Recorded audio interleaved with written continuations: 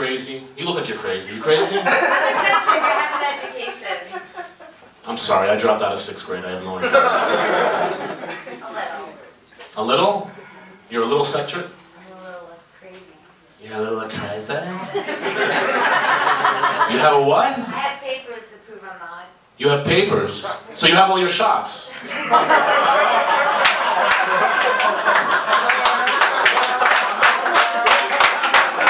Give it up, she has all her shots. We're gonna have sex tonight. Welcome back to the Tempe Mentality Podcast. Pandji Pragiwaksono. My producer, Big Man Michael Albanese, is here helping us out, making this wonderful episode. It's been great. I thank you for everybody who's been watching the previous episode. And as usual, I have this guest. I have a comic friend. We're going to talk about his life, how he is growing up, where he's, gets his comedy influence, and about his comedy career. And this is very special because if somebody asked me, have you made friends yet?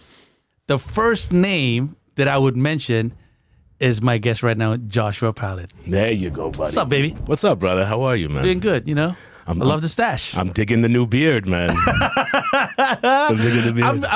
I was going to get to your look. Okay. You had that look. Yeah. Yeah, I'm getting there. You, Kevin, you guys have this beard. I think it's a New York thing. It's a manly thing. Yeah. I want to have that man bun. But I can't. You just glue one on top of your head like a little bow. You'll be a little present. I guess my hair is leaving. Are you having a midlife crisis, Pandji? Kind of, yeah. Kind of. I noticed something else. What is it? You're wearing holy jeans, bro. You got designer jeans with his knee popping out. Like a fucking 20-year-old college fraternity girl. I do look like 20 here in New York. You are. You're looking young, man. Yeah. You're looking young. A lot. We're Asian. Well, Asian doesn't crack or something. No, like that. that's black. Asian. There's this yellow don't mellow. Oh, they're all right. That's not racist. If Jew turns blue is what they say. What does Asian doesn't yell? Does that or Asian does what is it? Yellow doesn't mellow. Does that mean you guys are always just charged up? No, you never chill out.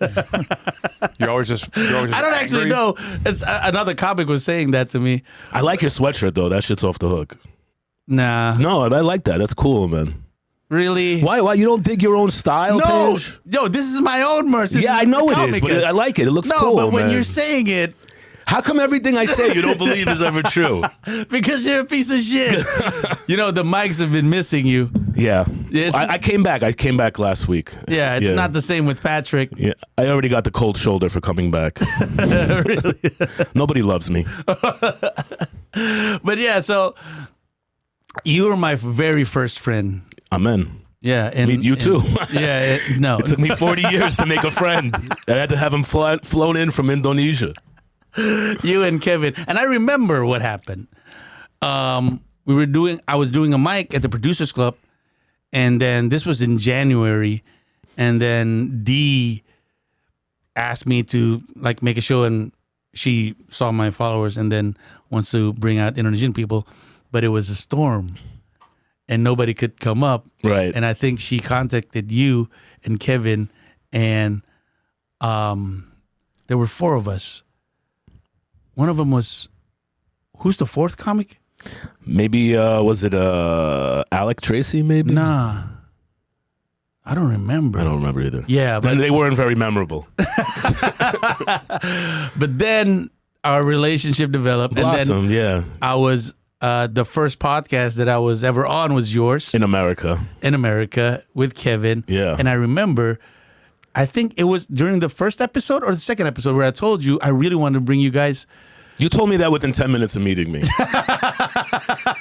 Pandji was like, this is the funniest human I've ever met. I can't believe it. This is just what people walk around being funny in America like? No, Pandji loved us. Yeah, you mentioned to us, I think, on the first podcast, and then you came back for another recording. Mm-hmm. And then we had a recording without you on Valentine's Day. Yeah. Where my wife, my Yeah. girlfriend at the time, found out that you wanted to take us, and then Kevin said that, I said she couldn't come, and Kevin said because we were going to have sex with prostitutes. And you are. What? You are. No, I'm not. I'm going to absolutely not. You asked me this. You DM'd me about this. Really? No, I will show all my DMs with everybody. I said you're gonna get me murdered for saying things like that. But Debbie eventually finds out that you, Kevin, and Rashad are going to. She found out. Yeah. Yeah, I mean, you told her. Yeah. Yeah. And what did she say? She said, "Great, that's our 1-year wedding anniversary." Really? Yeah. No way. Yeah, Oh my. yeah. No, that's not true. It is true. It's December 17th. Oh my God, I'm so sorry, Josh. And I'll be missing my son's birthday. Oh my Shout out Indonesia. Oh my goodness. It's all right. It's worth it. It's a once in a lifetime opportunity. Hopefully not. Hopefully a multiple lifetime opportunity. Every year, this is going to be the start. Every year, I want to bring, New York I want to- to give. I want to bring you back, No especially because then you'll be huge in Indonesia. Right. That's Actually exciting. huge. Yeah, That'll yeah. be next year's tour. Yeah. Actually huge. Actually huge in Indonesia. So it's gonna be fun. Everybody watching from Indonesia, Jakarta International Comedy Festival, 15th and 16th of December. We are going to be on the 16th. Huge in Indonesia. Joshua Pallet, Kevin Sanchez, Rashad Bashir, myself, buy the ticket, Gcom Fest. And so, yeah, it's gonna be. It's going to be a good show. It is. So it's going to be, everybody's going to do their own set. And then there's going to be this part where we're going to have this, like a conversational thing, like 4 of us, maybe some games. Awesome. Yeah, it's going to be great. It's going to be great. And we're going to go to multiple cities. So Jakarta, and then Bandung, and then Jogja, Surabaya, and then Bali for New Year's. There we go. Yeah. That's where you're going to get hookers. I'm not doing any hookers, man. I grew up Really? around hookers, Pandji. I don't need any more hookers, man. That's it. I want to get to that. I remember you told me a story about your dad Yeah. having a strip club. Yeah, he did. Yeah. When was this? During the 80s? Well, when I was a young kid, up until the age of about 12 or 13, my father had nightclubs, which was the coolest fucking thing in the world. Because there's no strippers in there. So, my mother would let me have like birthday parties. I could hang out in the club with my father. This whenever. in Queens? In Queens, he had one in the city, but mostly the one I spent time with was in Queens. It went through a few different names. At one point, it was called Palace. Palace, that's nice. Palace nightclub. Yeah. And I don't know if you know what freestyle music is. I don't. Freestyle music in the 80s and 90s was like the precursor to like modern pop music that you hear on the radio today. High beat, like very big bass. It's like post-disco, which my dad used to have a disco with like disco music, but he became like one of the biggest post-disco freestyle music factories in New York City. So like I grew up around like freestyle music artists and like hearing the best music. And then when I was like 12 or 13 years old, 12 years old, because it was before my bar mitzvah, my father had me in the car one day and he said, "I have the greatest idea in the world, Joshi." I said, "What's that, Dad?" He's like, "I'm going to turn my club into a strip club, into a titty club." He told you this. You were 12. Well, one of my earliest memories was going into a strip club with my father. Wow. He took me into, because he was friends with a guy who owned one of like the most famous strip clubs in Times Square. Times Square was just filled with strip clubs. And I remember going in on his shoulders, when you sit on your father's shoulders. So I was like maybe 3-4 years old. And I remember walking through this like metallic cellophane door, and I walked in on my dad's shoulders, and it was just 3 women with their breasts out. But I'm 3 years old, so I thought I was hungry.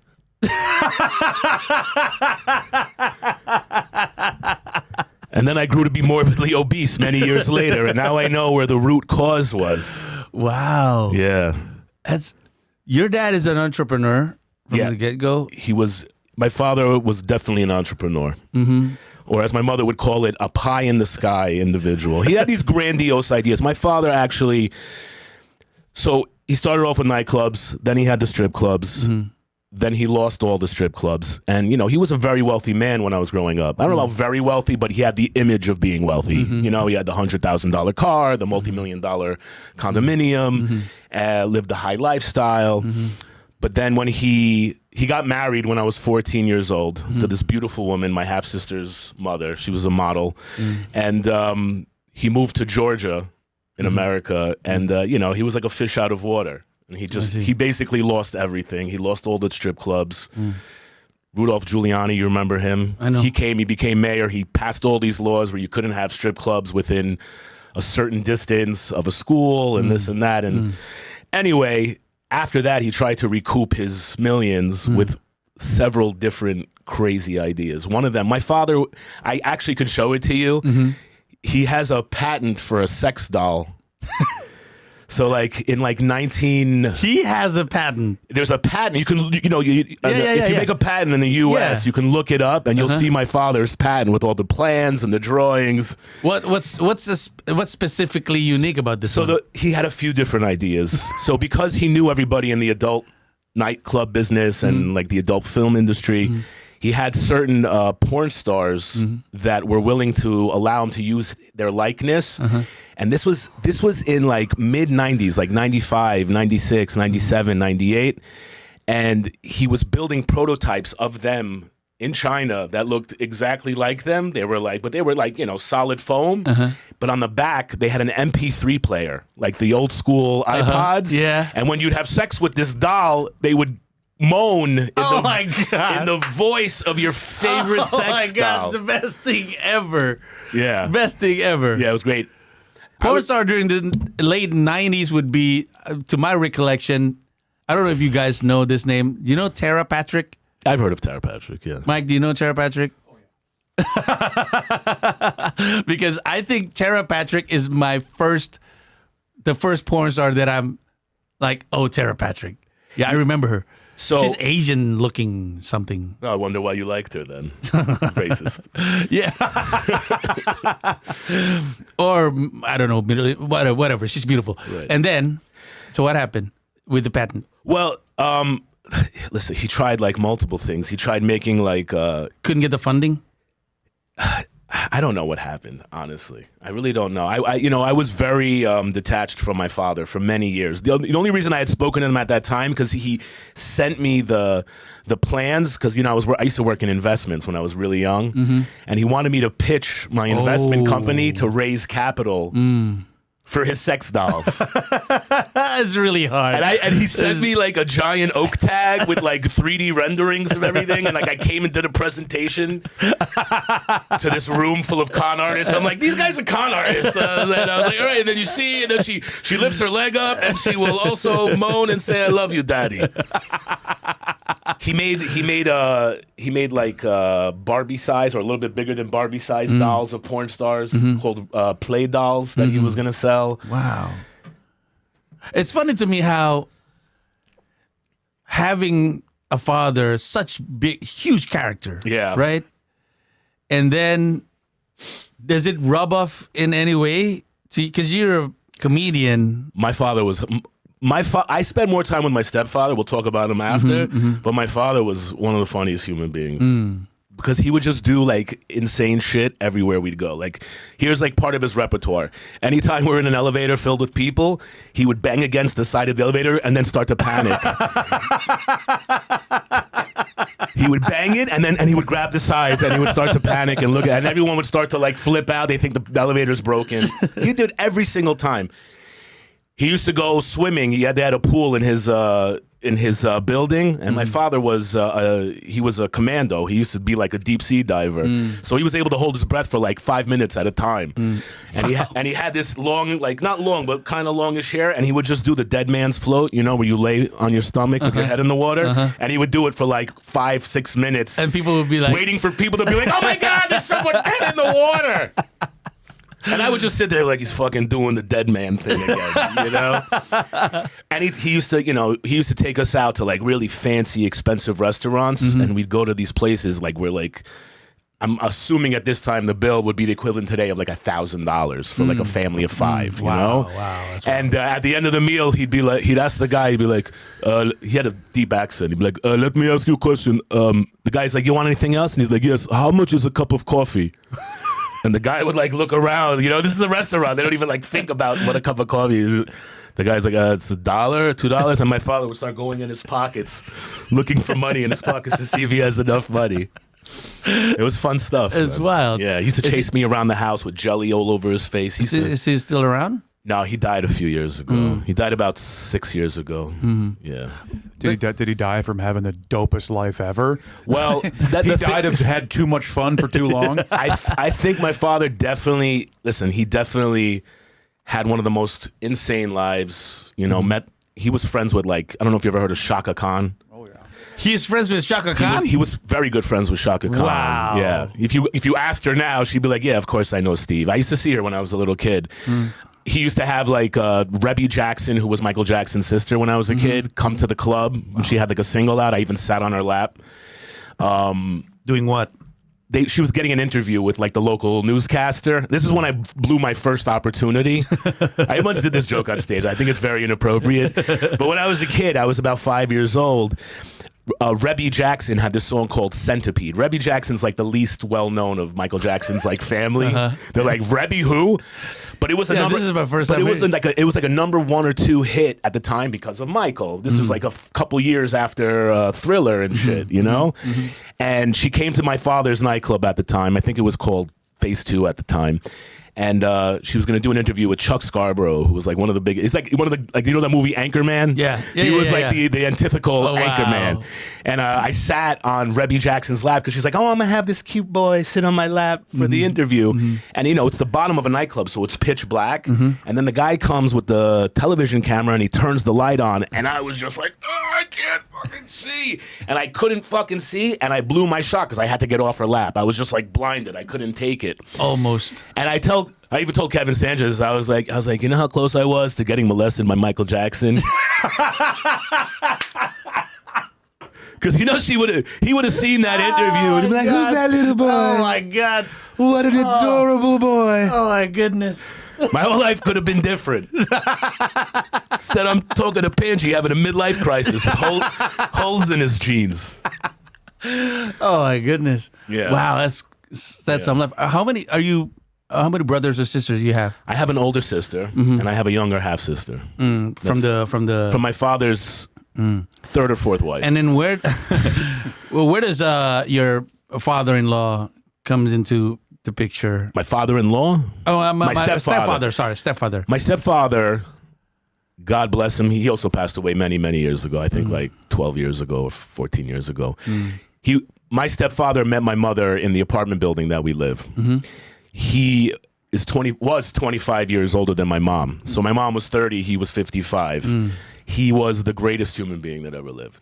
He was a classically trained piano concerto player, pianist. Which, by the way, my father was also a pianist, except he knew how to play 3 chords, and he recorded 4 albums playing 3 different chords. I swear. He would play 3 chords in different melodies over and over again. He would do it anywhere he would stay. He would go into the hotel lobby and just sit he used to make me and my sister sit there. We used to have a mini grand piano in my apartment, and he would make me and my sister stand there for like an hour and a half while he would do like a concert for us and play 3 chords. Then I met my stepfather, who went to Juilliard. I don't know if you know Juilliard, like the greatest musical school in the world, and he was classically trained pianist. And how many albums does he have? None, because you don't just respect to your dad. My father has like 30 songs, and they all sound almost identical. I call this song "A Midnight Cries for Me Tomorrow." I call this song "Tears of a Child." I love you, Dad. I love you, Dad. Whoever you are. So yeah, but your stepdad is the nicest. My stepfather was the greatest guy. You know, my mom was a little bit off kilter growing up, as some of us have. You know. What does that mean? Crazy. Oh, okay. Fucking completely bonkers and nuts. Okay. My mom used to scream nonstop when we were kids. I used to be known as the crazy house. Oh. Like if you ask my childhood friends or people in the neighborhood, like, oh, that's the crazy house. Wow. Because my mom would just be fucking yelling. For real. Yeah, like, "Wah!" Like just like a pterodactyl. But then your dad. But then she met my stepfather, who was like the exact opposite of her. He was completely calm. I could never understand. I was like, how did he end up with my mom when he's like just the chillest, most like even-killed, normal person? Have you ever asked? Well, I know why now, because my mom was hot. yeah. And he was 25 years older than her, Yeah, you know, yeah. obviously. But no, my mom's also a great woman, and she's settled down in her older years. Yeah. You know, But then, where did you? I'm trying to find the connection. Where did you get the idea of doing stand up? my whole life was stand up. What do you mean? Well, my whole life was so insane that you have to you need coping mechanisms. You know, like Mm-hmm. Yeah. I didn't have a normal childhood. I had a crazy mom screaming all the time. Yeah. I had a crazy sister screaming all the time. I had a crazy father screaming all the time. So what do? You do things to make your day go easier. You make jokes out of it. That's the key to survival in life. So you've always been cracking jokes ever since you were a kid because Ever of the since I was a situation? kid. Yeah. Yeah. Are you the funniest though? Absolutely. Wow, that's real. Because I was just talking about it with Jerlon. I think I'm not the funniest in school. Jerlon thinks he's not the funniest in school. But we always think that why isn't the funniest? Pandji, I'm the funniest kid in every school that's ever existed. So I hear stories that because stand-up comedy is it's part of the culture here in New York.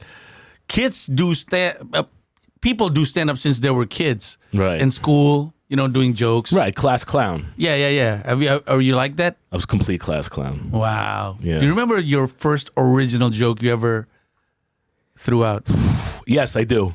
I remember a joke I wrote when I was like 4 or 5 years old. No, that's impossible. I swear to God. 5 years old, Yeah. Josh. Yeah. No way. There was maybe because you grew up so fast. There with was a song by Lionel Richie called "What a Feeling When I'm Dancing on the Ceiling." I know that. So I What a feeling. So I tied it with. I was like, "What did the fly say?" And I said, "Oh, what a feeling when I'm dancing on the ceiling." Because a fly can stick to the ceiling. I was 4. Don't fucking judge my writing capabilities. Let's see what you came up with. I don't really remember my first ever joke that I ever threw. I do impersonations when I was a kid. Of my uncles, of my Yeah. teachers. That's what I do. I used to do and people love that about me, and so I like making people laugh. Yeah. But then, why did you then start at comedy kind of late? 8 years, right? 6 years. 6 years. 6 years, yeah. Now yeah. it's 6 years, yeah. Yeah. Lack of confidence. But I told you the backstory. I told you that when I was, I think, 20 or 21 years old, I did do stand-up comedy. I did it one time. I took a stand-up comedy class in Governor's Comedy Club. Governor's in Long Island? Yeah. I took a 6-week course in Governor's Comedy Club. And I invited all my friends. I was going there every week. This is when I was working as a stockbroker still. And I would drive all the way, I think, from Staten Island to fucking Long Island once or twice a week. I loved it. It's what I wanted to do my whole life. And you remember I told you I used to be like a big fat kid. Yeah. And this is before I was even as fat as I got. And but I wasn't used to being behind a camera, And I invited all my friends, and they came and they watched my set. And they all told me, they were like, "Yo, you were fucking hilarious." And the audience laughed. I had a good set, for your first time. And of course, bringer shows are always an easy crowd, Yeah, But yeah. I had a good set. In hindsight, it was a decent set, But we came back to school the next week and we watched the videos.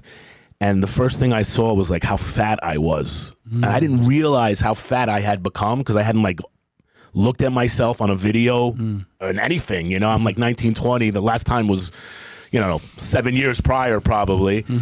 And I was just I was thrown off by it, And then I heard someone talking I thought they were talking about me oh, he was so nervous. My friends felt so bad for him. And I was like, are they talking about me? And I internalized all that and I walked away from it. Wow. But I started doing improv comedy because that's what pussies do when they're afraid to do stand-up comedy. When you do improvs, I don't know. I don't want to say this because I haven't been doing improvs, but when you do stand-up, you're just by yourself. Yeah. It's crazy. Yeah. It's a huge pressure if you don't perform. Well, the thing was I started doing improv in 2005, a few years after I did the stand-up, and I loved it because you have 5 other people on stage to blame it on if you start to bomb, But what I ended up doing was doing improv, but improv it's the worst thing in the fucking world. You have all these rules and you got to take suggestions, and I would just go up there and be funny. And I was like, fuck you and your rules. Yeah, and yeah. I had an improv team, the Sample Platter, shout out guys, I miss you. And we got invited to the Toronto International Improv Festival as invited guests. We performed there. And we used to kill it. We used to get crazy laughs. And the other teams would complain. They'd be like, they don't follow any rules. They don't listen to any of the stuff you're supposed to. I was like, who gives a shit? No one laughed when you were on the stage, but they laughed while we were there. Yeah. So I did that as a crutch for a little while. Before you start doing stand-up again. I started doing stand-up again when my life fell apart. This is after I split with my kid's mother, and then all within the course of about a year, I split with my ex, my kid's mom. My grandmother died. My cat died. My father died. My friend died. Wow. I got hit with a lawsuit. I got arrested. I got all types of. It was just like, so when that all happened, I was like, this is just a sign. Like, you got nothing left to lose. You don't have any ego anymore, because that was what held me back. It was like my fear of like. My ego. You were being self-conscious. You know, I was being self-conscious, and I was like, what's left to be self-conscious about? Like, everything is destroyed. You might as well, Do you mind if we talk a little bit about that, about your marriage, first and second? Sure, of course. Because No, I said, of course, I mind. No, I'm just kidding. You're the closest thing to me, because I'm also married. I have kids. Right. Doing stand-up. Right. Doing something else to make money from stand-up. We're in the same age group. Right. And I used to be a vegan. Right. So you're looking to how to get a divorce? No, hopefully, I don't know, God but also, you were saying you were in the stock market and investment, and now you property, right? I do real estate. Yeah. Real estate, this is a lot of money shit. Yeah, you were doing okay, actually. When? I mean, you don't have to do stand-up if you don't want to. Well, how am I going to pay the bills if I don't do stand-up? No, so but no, stand-up is my love. It's my passion. It's what the goal is to do nothing but stand-up and comedy and acting. So. And I think you're good at acting. Thank you. I am. Yeah, I've been seeing. It's so funny. It's weird, because here's what I told you, and I told people, it's so weird to me going to New York. I see people, and I'm like, yo, these people are funny. And then at the same time, I feel like you're supposed to be to me, being that funny, you're supposed to be, performing in clubs and stuff. And that's how I realized, man, this is tough. If Josh and Kevin, who I consider is the funniest, are not performing at the Cellar or maybe Gotham, I'm like, this is going to be a long journey for me. Yeah. But it's, it's fun because I get to laugh along the way. Well, I'm happy I put your disappointments and let you know. But yeah, so your first marriage, I wasn't married. You weren't married. We married. had a baby out of wedlock. Oh, I see. Yeah. And then you have your son. Yeah. And then when was this? You were married. You had your son. I had my son in 2013. 2013, yeah. And then it didn't went well with the mother of your. Didn't end well. And then I met my beautiful wife. No. Before that. I met a bunch of ugly whores. I was about to go to that story where things fall apart for you. All right. So what happened? You were saying you were, the police. Oh man, it was a shit show. What happened? It was a shit show. How come everything falls apart in the course of 1 or 2 years? Sabotage, baby. Self-sabotage. Are we really going to disclose all this? All right, I'll disclose it. No, if you don't want to. No, I don't care. I've said it before. I don't care. When I was with my kid's mother at the time, I had just had knee surgery a couple years prior to that. Mm-hmm. A year and a half prior to that. Like right around the time my kid was born. Mm. And at the time, this is before they banned giving out narcotics to people for pain. And these doctors just started giving me prescriptions full of Percocets, which is like opiates. Mm-hmm. What all the rappers sing about? Molly Percocet. Well, I was taking that Molly Percocets every day. Okay. And insurance is paying for it, so I'm getting them for free. And that's stuff. With the thing with when you take opiates, it makes you think that the world is going phenomenally well. Mm. So when you're taking an opiate, you're like, the whole world is beautiful. You're just, everything looks amazing. You're like, I feel good about myself. I'm really making it in life. But the truth is, you're wearing glasses, because when you take the glasses off, the whole world's on fire. I see. You're burning your entire existence out. And so my ex wanted me to quit, and then she found out I was still taking it, and then she found out I was having an affair. Yeah. So when she found out I was having an affair, I was in the other room. Believe it or not, for a short period of time, I was trying to practice Buddhism.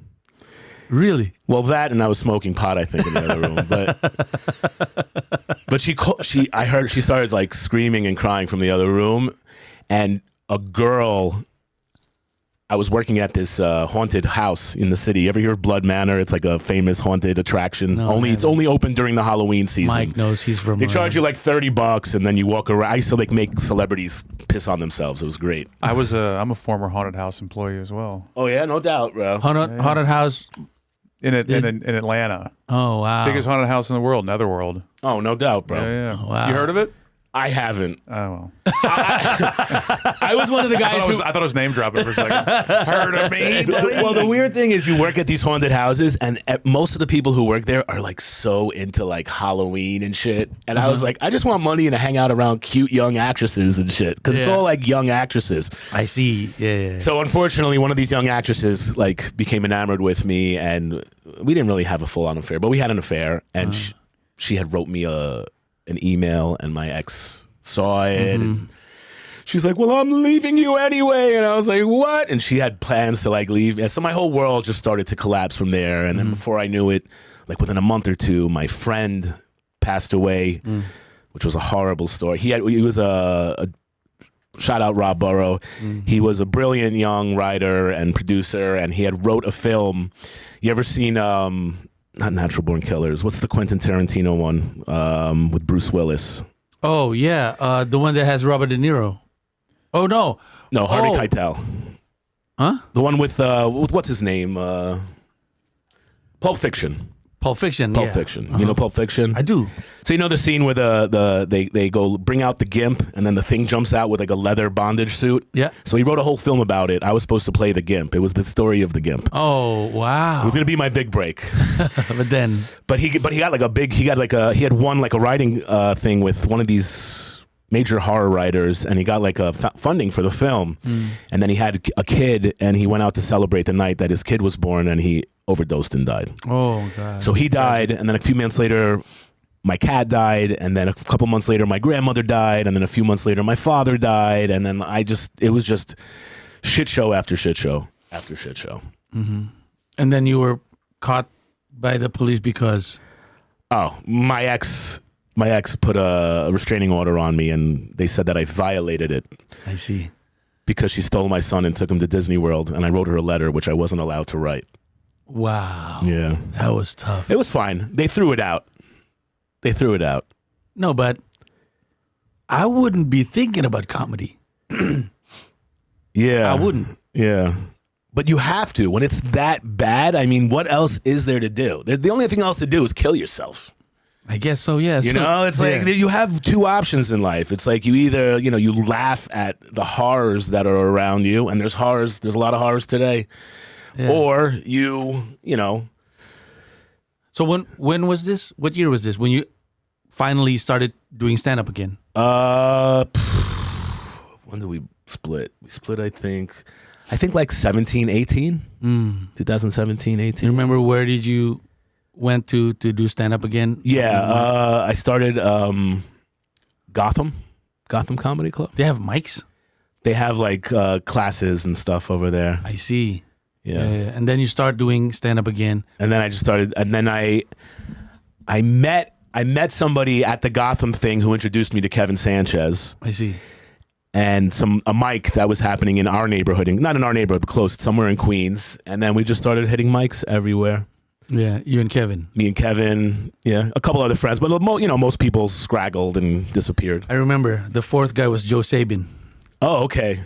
During that show. How could you forget Joe Sabin? I'm sorry. Joe Sabin. You shouldn't forget my name. Yeah, and so going back to doing stand up, having that, things fall apart, does it help you bring yourself back together? Because obviously you're doing good now. Right. You're married. Right. With Debbie. And yeah, does it help? Doing comedy helps you get yourself back in order? Well, comedy was great for dating. Oh. It was awesome for a while. Yeah. Yeah. But this is prior to Debbie. yeah, prior to Debbie. Obviously prior to No, I didn't meet her in that. I didn't meet her. Well, and then the pandemic hit. So like Oh yeah. there wasn't really like Yeah. giant comedy venues to pick women up at. Yeah. I remember you and Kevin you told me a story where you were like, fuck this, let's just go out. And then you went to Times Square and it was like dead, nothing, nobody was there. Oh, yeah. No, Kevin and I never stopped going out. Well, when me and Kevin go out, we look like two undercover cops. So we're like, no one's going to fuck with us, Yeah, what was it like? So the original plan was I'm going to do my final tour 2020 and then move to New York 2021. But then the pandemic happened Right. and I have to push back. And I was still trying to figure out what's it like there in New York during the pandemic. What was it like? It was awesome. It was the best.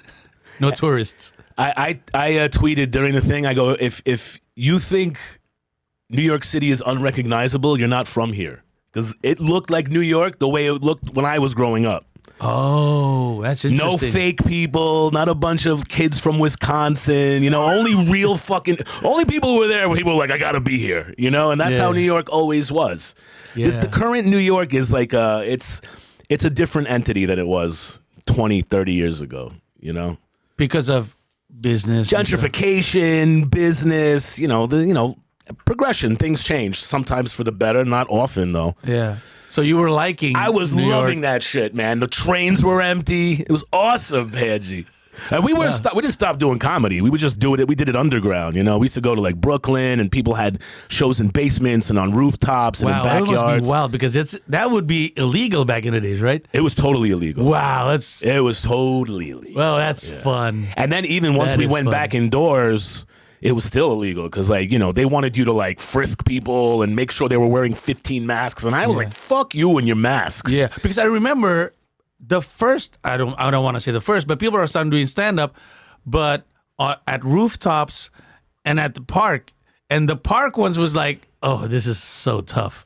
What, you don't like doing comedy for pigeons, Pandji? That shit was depressing, man. You want to talk about depressing? Did you see the people doing Stand Up New York was running shows on subway cars? Yeah, I know. I remember. On subway cars. Like you would meet at a subway stop, and then you'd get on the car and just do kamikaze style stand up. And it was This is 2021. 2020. This was like right when heat of the moment. Real brutal. Leonardo Joni, you know Leonardo, right? Our friend Leo. No. Shout out Leo. She tried convincing me to do that a few times for New Year's Eve, and I like at the last minute I was like, I'm not fucking doing that, man. I was like, I'm not That is fucking wild, yo. I'm not fucking doing stand up to a fucking homeless person on the subway. I'd rather do it for the pigeons outside. But what was it like? During the pandemic, doing stand up underground, not It was awesome. Yeah, it must. The vibe was fucking cool. And people were stressed out, and they want to go out. Right. It must have been such a release. Well, a lot of it was like kids from like the comedy scene, I'm an old man like you, Pandji, but I felt youthful at the time, because I'm hanging out with them. We're fucking doing these underground fucking shows, Yeah. It was fun, man. It felt rebellious, because like the truth of the matter is none of us felt like we should be on lockdown. Our opinions was like, or my opinion at least was like, let's lock up all the elderly and the morbidly obese and anybody who's susceptible to coronavirus, who's most impacted by it, and let them stay home and let us all live the rest of our lives. Because like that's the way it should be. That's how nature works. Yeah. And then things got better. And then people are doing stand-up. I remember there was this clip, I think it was from The Cellar, where you watch comedy, but then the person doing stand-up was standing behind like a glass. plastic? They had like Oh a my little, they had like a God. little fishbowl. Yeah. Set up. They were just behind a piece of plexi, and it was completely illegal, and they weren't advertising it, but they were just kind of like hitting their email list like, hey, come see dinner, and maybe something else will happen. Because they could operate as a restaurant, but not as a performance. I see. Yeah, so, I mean, that's what I heard. That was definitely legal Don't sue me. I think the only thing more depressing than that is Zoom comedy. Oh, I'd rather start doing But yeah, improv I again. made money on that though. no, but it's true. We kind of made money from it. Well, Baruch Hashem, bro. But I don't. Yeah. I'm not. I remember this is so demoralizing. I've never done stand up and was left to do, you know, this thing? What, the Nordic track? So the guy was watching me and then he went back and he started doing Wait, where was this? Indonesia. I was doing Oh, Zoom. Indonesia. Oh, I was doing it through Zoom. Why does he have his camera on? You have to see the audience? Oh, okay. Yeah, because I asked, isn't that a thing here? I need to see the people at least, Right, okay. you know, Let me I don't see. hear the laugh, but at Right. least.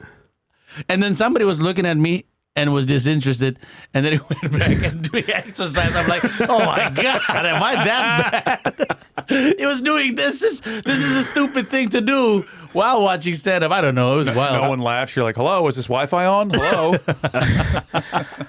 I'll never forget, like, one of the first Zoom, like, comedy performances I saw.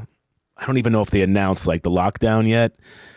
But this girl came on and she did a joke and she like said her joke and she's like that, and then she paused for like claps. I'm like, who are you pausing for? Who's clapping for? She was waiting for applause breaks.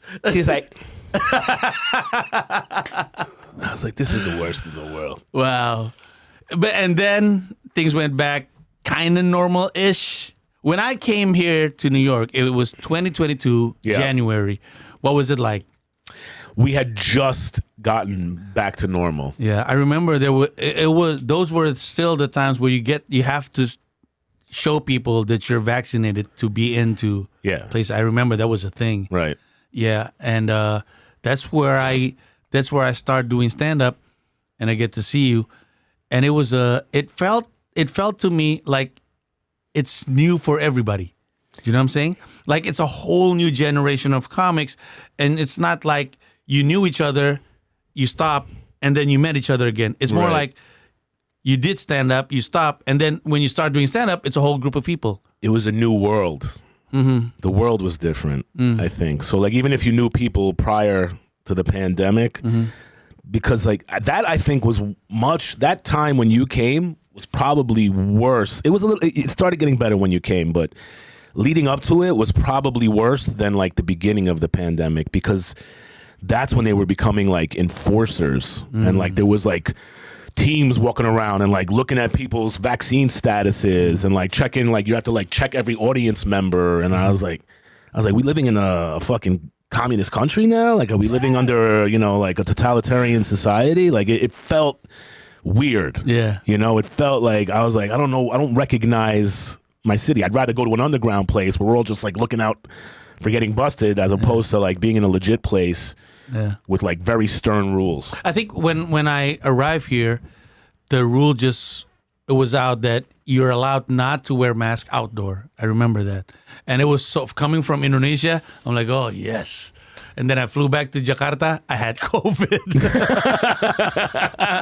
That's what you get. Yeah, it's weird. So we're almost done. Are you excited about going to Jakarta, to Indonesia? I can't wait, bro. Yeah, it's gonna be. I told people, yo, Josh is a vegan, Right. So we need to prepare, meals for him. Vegan prostitutes. I'm Anything kidding, baby. Yeah, Debbie, it's gonna. I'm gonna make sure that he doesn't fuck prostitutes. Thank you. Just fans. But it's gonna be crazy. We're gonna be crazy in Bali. We're performing December 30th. Okay. So December 31st, we can do whatever we want to do. Awesome. Yeah, it's gonna be crazy. We're going to be in Bali on the 31st. Yeah. Oh, nice. Yeah, I think we're flying back January 2nd. Okay. Black eye and stuff. It's sleepy. So it's going to be fun. So what's going to happen is we're going to perform at the festival. Okay. We're going to do mics previously, 3 to 4 mics before. Okay. At Comica Comedy Club, my place. So Tuesday, Wednesday, Thursday, you're going to do mics just to, to have a feel. Right.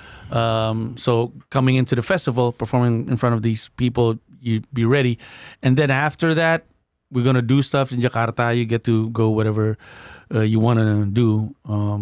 prostitutes and not prostitutes, Debbie, anything else. And then we're going to go to Bandung, and then we're going to have, eat at these places, cultural references.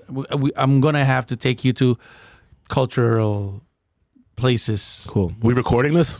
Yeah. Yeah. And you can get the files as well. Oh, cool. If you need it. All right. So it's going to be tape. It's going to be social media content. We're going to make a documentary out of it.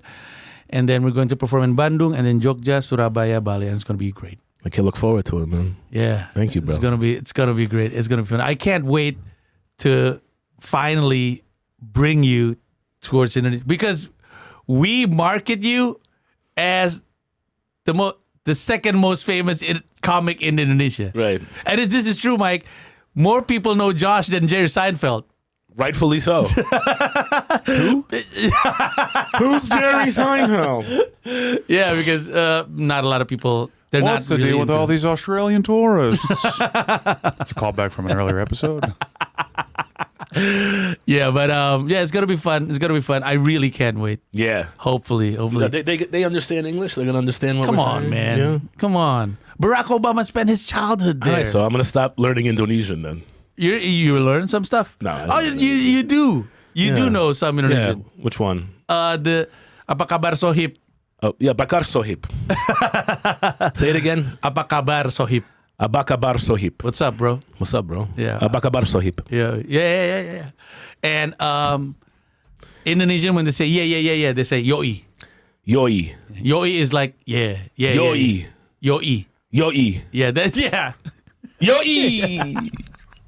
Oh, this is gonna be great. Any requests? Do you want anything? Should I prepare? Anything? Whatever. Yeah, in Indonesia. What do you want? Well, how are you going to carry me around? I don't walk. Skateboard. Okay, cool. No, I'm good, man. Nick, your knees. No, I'm good, bro. I'm good. Okay. I'm a healthy man. Yeah, skateboard. Yeah. We go around. Yeah, sure. All right, then. Josh, thank you very much. Thank you, Panj. Can't wait. Everybody, wait for us. Joshua Pallet, Kevin Sanchez, Rashad Bashir. We're going to Indonesia, 16th of December 16th, GCOM Fest, and then all of the cities. You can get your info for Huge in Indonesia at GCOM Fest and on my Instagram. Anything you want to plug? Follow me at Joshua Pallet. Shout out at Mic'd Up NYC and D. And I look forward to seeing you in Indonesia. I love you. All right. Mike, thank you very much. you. Don't forget to follow Mike as well on Instagram. It's Big Man Mike. And I'll see you on the next episode. Bye. Peace.